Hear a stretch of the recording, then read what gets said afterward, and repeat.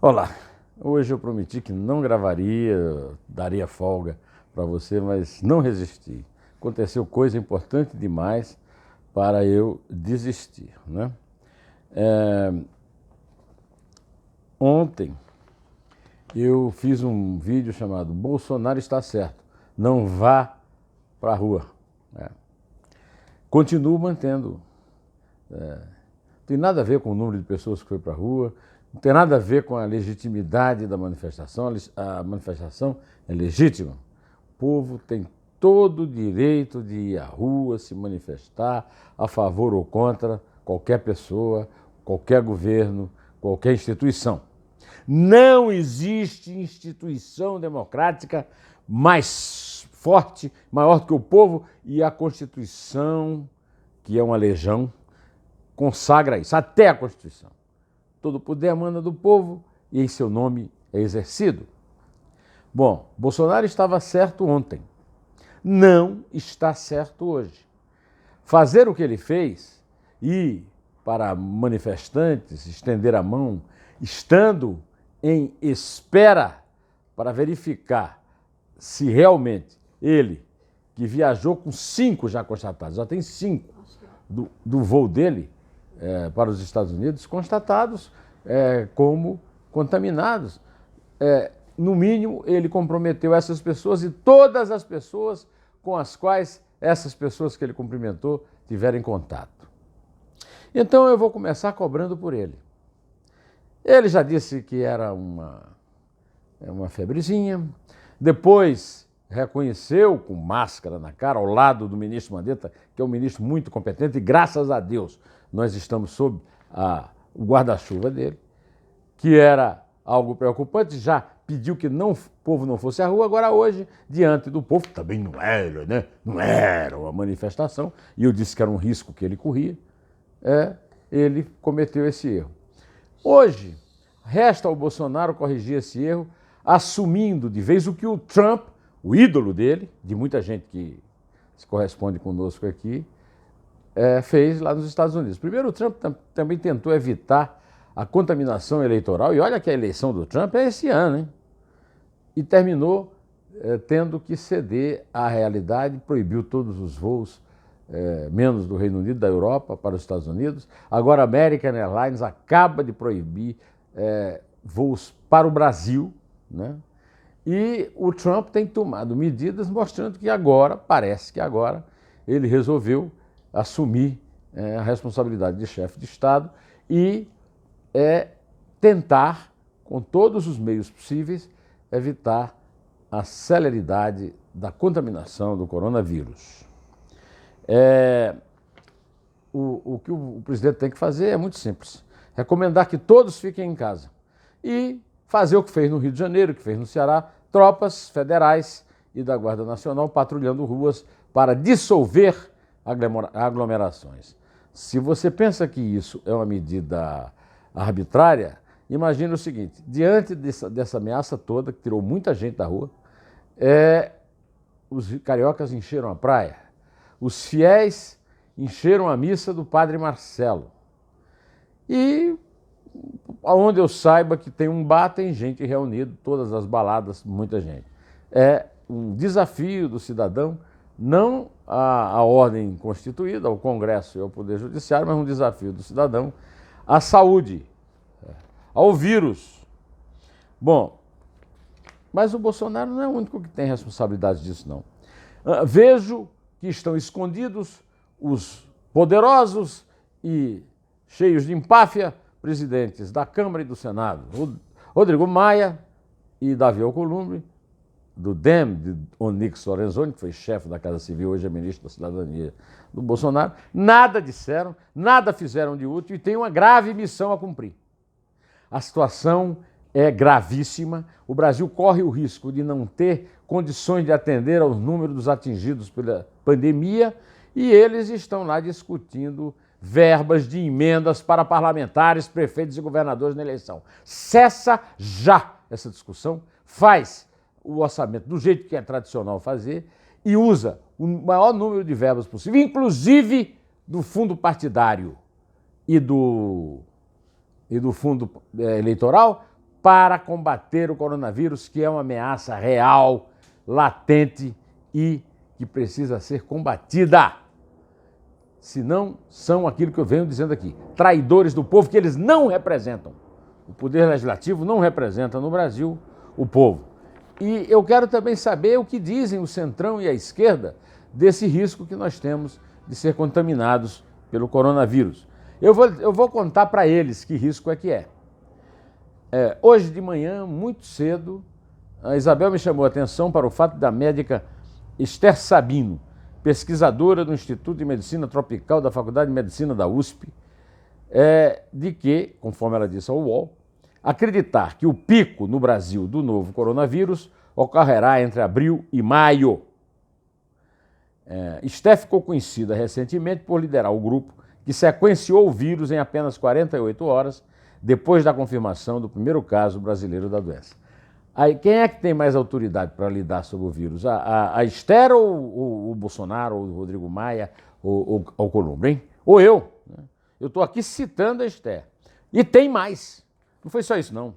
O Conselho Nacional de Política Criminal e Penitenciária, vinculado ao Ministério da Justiça e Segurança Pública, recomendou que o Poder Judiciário regulamente incentive o uso de sistema de videoconferência em audiências criminais realizadas em todos os ramos da justiça. O colegiado também quer que o Departamento Penitenciário Nacional intensifique as iniciativas de difusão de equipamentos para uso de videoconferência em audiências judiciais e avaliar a possibilidade de uso de recursos do Fundo Penitenciário Nacional para essa finalidade. O Ministério Público defende antecipar medidas. Apesar de a maior parte do país registrar apenas quadros de transmissão local do novo coronavírus, o Ministério Público Federal recomendou a antecipação das medidas de contenção de transmissão comunitária da doença, quando não é possível identificar a origem da infecção. Já há casos em São Paulo e no Rio de Janeiro, sugeridas pelo próprio órgão anteriormente. As orientações prevêem a proibição de grandes aglomerações, a determinação de trabalho em horários alternativos em escala, reuniões virtuais e home office, o fechamento de escolas, a restrição de contato social para pessoas com 60 anos ou mais, entre outras. Eu quero lembrar a você que o primeiro caso de coronavírus no Brasil veio da Itália. Tá? A Itália, hoje, tem uma notícia importante para dar. Registrou 368 novas mortes neste domingo. O número, hoje é domingo 15 de março, anote aí. O número de casos positivos aumentou para 24.747, com 3.590 novos casos. E olha, a Itália está tomando medidas seríssimas. Eu tenho uma filha que mora em Milão e ela está restrita em casa com os filhos, que estão fazendo dever de escola por computador, e ela trabalhando por computador. Ela não pode sair de casa, a não ser para ir para o supermercado. Entram 5 pessoas no supermercado e fica o resto na fila, a 2 metros um do outro, com a vigilância da polícia. É isso que eu quero que o Bolsonaro faça. Tome medidas para evitar que aconteça no Brasil o que está acontecendo na Itália. Porque quando aconteceu na Itália, eu vou repetir o que eu falei ontem. Olha o Arthur aí, dando ênfase às minhas palavras. Quando eu falei ontem, pouca gente prestou atenção. Dario Nardella, prefeito esquerdista de Florença, criou a campanha Abrace um Chinês, quando saiu a notícia, dia 2 de fevereiro, quando estava o noticiário de Wuhan, né, na China. E essa campanha era contra o preconceito, a exclusão e o terrorismo psicológico. Este canalha, ele também fez uma campanha de fake news dizendo que o tal do Covid-19 não era transmissível. Outro canalha, Nicola Zinganetti, que posou com Lula todo sorridente, disse que deveria socializar o coronavírus. Socializar! Olha a cabeça desse comunista, vagabundo. Socializar para criar imunidade. Eu falei isso ontem, que é um artigo do Leonardo Coutinho, na Gazeta do Povo, mas me parece que pouca gente prestou atenção nessa gravidade. A esquerda é que os comunistas criaram, com os hábitos higiênicos muito precários da China, a pandemia, e ela foi divulgada e disseminada pelo Ocidente na Itália pelos esquerdistas. Agora, o secretário de Saúde da Lombardia, na Itália, disse que já não há mais vagas nas UTIs. Eu não sei se é familiar para você, mas a Lombardia é a região mais rica da Itália. É uma região industrial, é uma região poderosa, é o que corresponde ao Sudeste e Sul do Brasil, enquanto o Sul na Itália é correspondente ao Nordeste.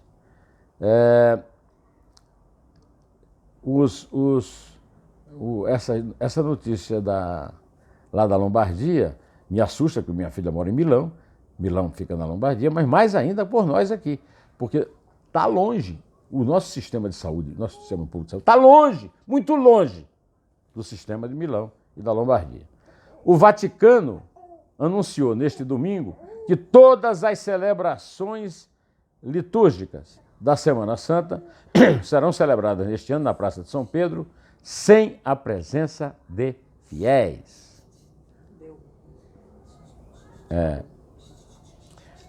A medida tem o objetivo de evitar a propagação do novo coronavírus. Da mesma forma, comunicamos que até domingo, 12 de abril de 2020, o público geral do Santo Padre e a recitação da oração mariana do Ângelus no domingo serão transmitidas apenas via streaming. Mas hoje cedo, quando eu acordei, Isabel e Arthur estavam vendo a missa do Padre Marcelo e tinha uma multidão lá. Cadê a consciência cristã do Padre Marcelo, que faz uma missa dessa, entregando hóstia na boca dos... Pelo amor de Deus, Padre Marcelo, que é isso? Bom, um dos maiores arquitetos da Itália, Vittorio Gregotti, morreu de contravírus. Ele tinha 92 anos e até agora, quando eu gravava, a mulher estava em estado grave, também por coronavírus, lá. Então, não é brincadeira, não. Então, eu quero dizer o seguinte, é hipócrita e ridículo essa campanha de alguns imbecis que estão falando que é contra o pânico, que morre mais gente de tuberculose no Brasil do que de coronavírus e coisas do gênero. Eu faço a minha parte. Na minha parte, eu estou seguindo e repito de novo o que eu falei. Repito de novo, é de lascar, né? E está seguindo e ninguém garante nada. Ninguém garante nada. Eu estou seguindo e posso estar ameaçado. Pessoas que seguiram também estão ameaçadas. Agora, eu vou repetir o que eu disse ontem no vídeo. O reitor, Marcelo Nobel, da Universidade, da Unicamp, alerta que este é o momento crucial da velocidade, porque se a contaminação for veloz, como se espera que seja, o Brasil não terá condições de atender. O serviço público brasileiro não terá condições de atender, muito menos o privado. Então, eu queria falar mais uma coisa aqui para vocês, mas eu acho que eu já dei todo o meu recado. Espero que você... Eu não tenho nenhum medo de ser chamado de covarde, como estou sendo, porque eu pedi para o povo não ir à rua. Pelo menos tinha evitado de não ter assim tanta... Pois é. A sua parte, né? A minha parte é essa. A minha parte é avisar o que é verdadeiro. A situação do Brasil é uma situação que pode piorar muito. A doutora Esther Sabino já avisou que é o frio, né? Que tem o maior registro de doenças pulmonares no Brasil e que aí haverá realmente um negócio preocupante, a possibilidade de não ter leitos no Brasil para atender o número de casos.